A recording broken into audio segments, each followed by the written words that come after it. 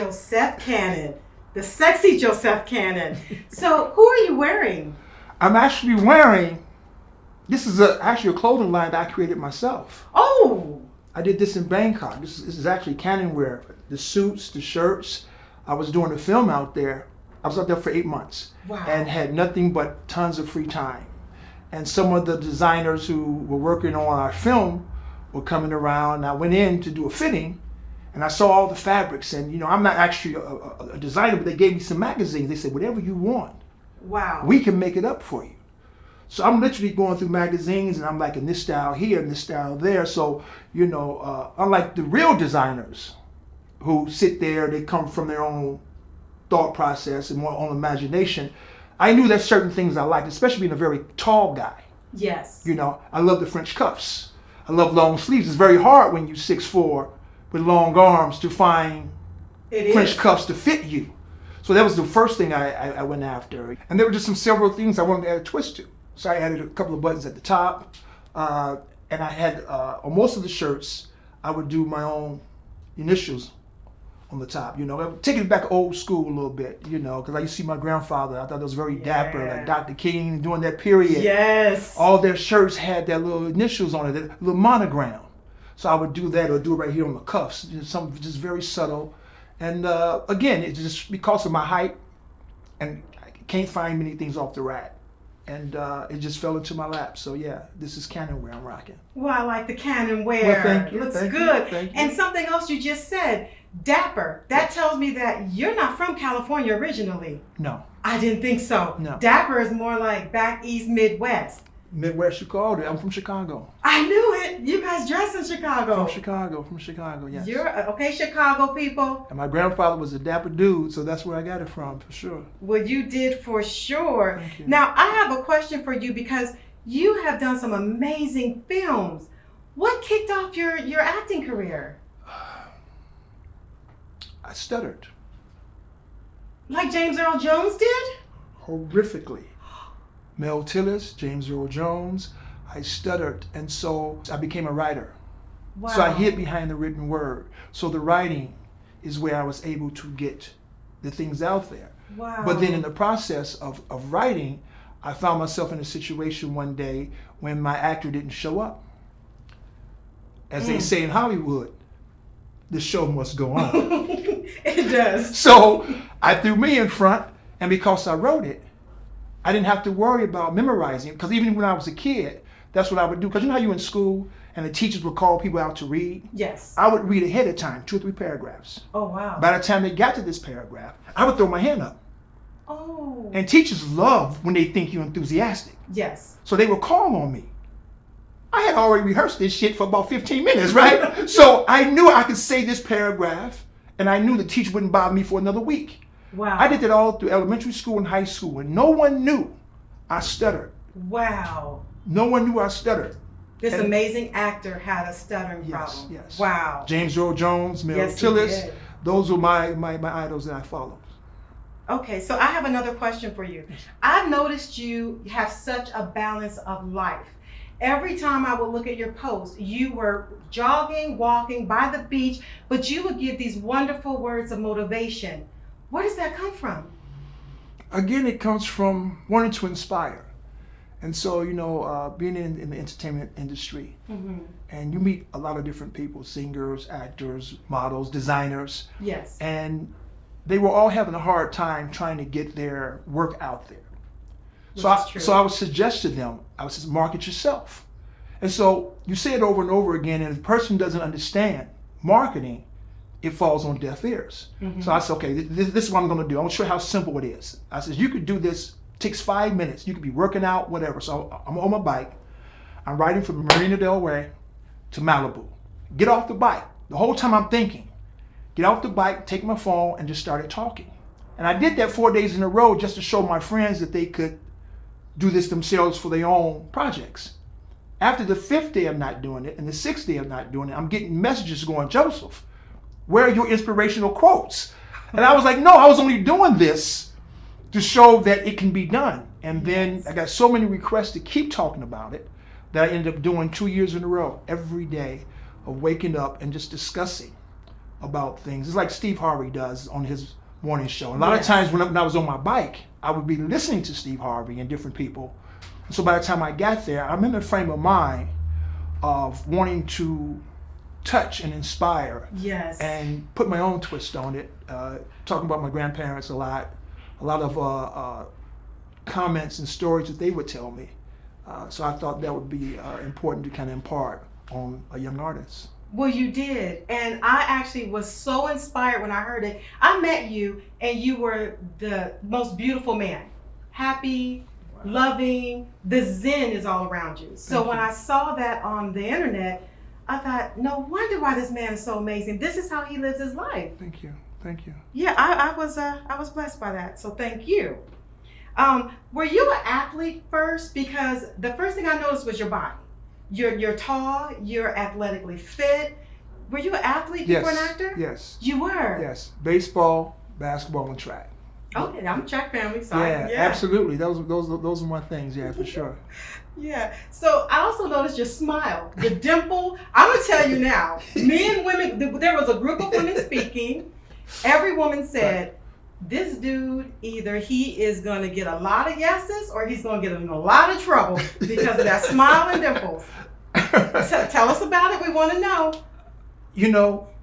When you stutter and you're shy, you might as well be able to smile, right? You have to find some way to compensate. In a sense, it was, I wouldn't speak a lot. See, those who know me now know that I can't shut up. they aren't aware of the Joseph who was very shy, so I would just always smile, and I never knew. People say certain things. You find out about yourself later on. So many things you find out from other people you don't even realize. You didn't know they were like recognizing your smile? I had no idea about the smile. I had no idea that I also have a slight bow-legged look about me, right? And I had no idea until they came out with them damn skinny jeans, right? And I was doing the film, and I had on some skinny jeans. And I'm looking at the footage, and I was like, what the hell is wrong with my leg? What the hell? You had no idea. For years. Wow. For years, I had no idea, because, back in the day, the pants were baggy, kind of like the Steve Harveys or whatever. So you have no reason to look in the mirror and see it's not huge, but it's enough to where when you're wearing skinny jeans. Well, I noticed. I didn't until I saw that. So yeah, that's where sometimes you just stumble into things like the skinny jeans, the bow legs, and the smile, I guess. So. Yeah, and with you being such a great person, that's a good thing. So tell me this, what film are you working on now? I just wrapped Paul's Promise. Okay. It's based on the book and true story, set in 1968, Little Rock, Arkansas. Oh wow. During the period of segregation, and is based on this gentleman, Paul Holderfield Sr. And he was a fireman in the South, and he and his friend, the character that I play, Jimmy Lipkin. Paul Holderfield was Caucasian, and of course Jimmy was black. Yes. And so imagine 1968, Little Rock, Arkansas. But they grew up way back in the 20s and 30s. And so segregation was very huge. And Paul, because of the pressure that he received from the neighborhoods, and his father was a racist, and the people in the town were racist, that Paul became one. Wow. And then somewhere along the line, the Lord spoke to him through his mother. And his mother was ill, and he wanted to, before she passed, let her see him turn his life around. Oh, wow. And that's where the title Paul's Promise came in. So he made a promise to God. If you allow my mother to just live long enough to see me get baptized, to see me change my life. And he did. Literally, he flipped a switch. And his son, Paul Holderfield Jr., talks about it a lot, about how his dad literally went in. I know we think that sometimes change takes time. He said his father changed instantly. Wow. No cursing, no swearing, no drinking, no smoking, nothing. And he went on to create the largest interracial church in Little Rock, Arkansas. Right now, his church, Brother Paul Avenue, crosses Bill Clinton Boulevard. Oh, wow. In Little Rock, Arkansas. They fed over 4 million people in this church. And so when you play in a role, Jimmy Lipkin, his best friend, who is based on a true character, a true person, the responsibility And I did a lot of research about Paul Hodefield and Jimmy Lipkin, and even some of his grandkids and great grandkids have reached out, talked about how I'm really bringing their grandfather and great grandfather to life. Wow. Some of them weren't even alive to see him.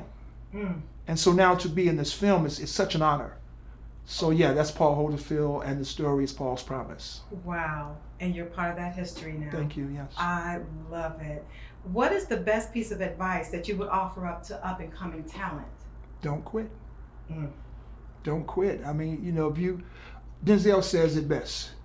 If you hang around a barbershop long enough, eventually you get a haircut. Yes, you will. Yes, you will. Yes, you will. It's really that simple. Yeah. Now, where can your fans see you next? Well, now I have a film on Netflix, Debt Collectors 2. Yeah, that's on Netflix right now. Have another film coming out. We shot this one in France and in Lithuania. It's a World War II film entitled Ave Marie. Have another film, 3 Bars, that was co-directed by Mr. Nesbitt, Justin Nesbitt, and also my DP was Pride Pierce, the amazing Pride Pierce. Absolutely, yes. absolutely. Yes. So yeah, that film's coming out soon as well. So I'm listening to all that you have coming out and all that you've been doing. How did you navigate all that with COVID-19? Because you did come in with a mask, thank you, Yes. and you're on film now without it because you're over there. But how did you navigate? So what transpired was when COVID hit, a lot of people were running away from opportunities because of the unknown. Right. And sometimes your advantages or your opportunities comes from everyone else's fear. True. Very true. So when the masses went this way, Joseph went that way. And so when everyone else was saying, I can't do it, I'll wait, I'm fine, I'm gonna stay locked in my room, I'm like, grab me some masks, grab me some sanitizer, and tell me where I need to be.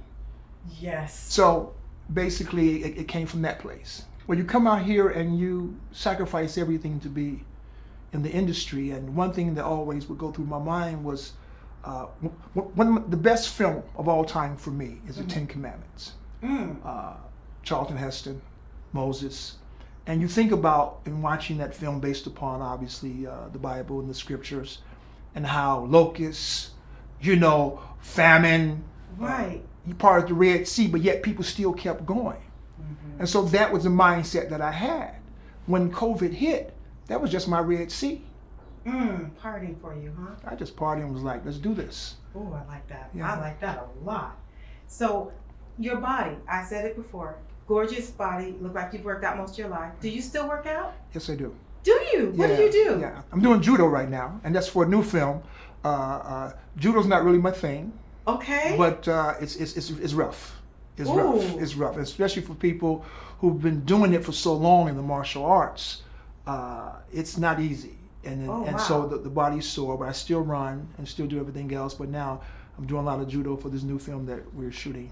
Oh, I like that. A new film. Yeah. Ooh, somebody is really busy, and I like it. Thank you. Met Gala, who wore it best? Come on now, Billy Porter. Oh yes. What? I was waiting for that answer. Yes. That's not even a question. Yeah. Come on now. You just watching Billy Porter. And I'm sitting there thinking, how can I wear a suit and a dress? I'm watching this thinking, how can I put this together? I'm trying to. Billy Porter has straight brothers thinking, you know what? I'm gonna have to rock this dress. Yeah. Because I'm thinking, going, you know what? I could pull that off. You know what I'm saying? Yes. And Billy, over anyone to me. Yeah. Because he's fierce. He's fierce, and when you watch it, and he's going back to your earlier question about, just the faith, he has this aura about him. Yes. That I fear nothing. Yes. And we all need that. And then when he rocks the clothing that he wears, it continues to say, I fear nothing. And Billy Porter, without a doubt. I think Billy's going to love that answer. I think he's going to love it. So what's something that you never leave home without? Oh, my faith. Sounds about right to me. Who is someone that you love to work with that you haven't worked with yet? Laura Dern. Oh, I love her. Laura Dern. Absolutely. Oh, Laura Dern. And to me, she's so sexy. Thank Seriously. you. Thank you. Seriously. Thank you. Laura, if you're watching this, yes. Yes. Absolutely. Yes. And she's just so talented and so gifted and so... I think the same. Yeah. I think she has been underrated for how great she is. I think she's great. Absolutely. I would love to work with Laura Dern, for sure. Wow, I love that answer. What is your superpower? My inability to quit. I love it. In the film that I did with Mr. Pierce, there was a line in there when my wife in the movie said to me, "You always told me, don't come to Superman with some Clark Kent type of shit." I like that line. You need to know the difference. If you dating or marrying a Superman or a Wonder Woman, you can't expect them to be Clark Kent or Lois Lane. Well, I like that answer. Yeah. And I agree with you. I like that superpower answer. You need to know what you signed up for. I like that a lot. So I have one more question for you. Yeah. I see some clothing near you, and it looks like there's designs on it. Oh, absolutely. Tell me about that. Absolutely. This design, this is called the Laughing Geisha. And it was created by this amazing designer. She's an NYU grad. Her name is Nicole Tiedelman. And I just loved everything that she showed me. I was going to wear it today. And it's just fantastic. It's stylish, but yet it's very simple. And her monikers and everything. Again, it's called the Laughing Geisha. She's fantastic. Her name is Nicole Tiedelman. And one day, hopefully, she can be on the show. I hope and so. she can bring a whole bunch. Yeah, but she's fantastic. She's fantastic. She's a really amazing designer.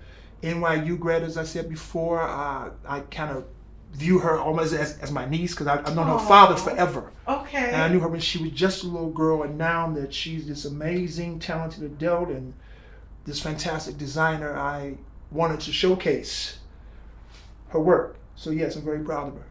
We love that. The Laughing Geisha. We love that. So I thank you for joining us today at KA Fashion TV. We couldn't be more honored than to have you here. So thank you for joining us today, Josef. Thank you guys for having me. And Kellyanne, I really want to say I appreciate you immensely. I had a book release, Voodoo, and I was in the book release, and Miss Kellyanne and her husband showed up to the opening, and it was a photo exhibit and a book release party, and she came down and supported me, bought the book. It's just what you're doing is fantastic. The way you give back to people, this is real. You know, some people, they do it and then their real friends going, now you know good and well she ain't like that. But in this case, you are authentic. I thank you, I appreciate you, I love you.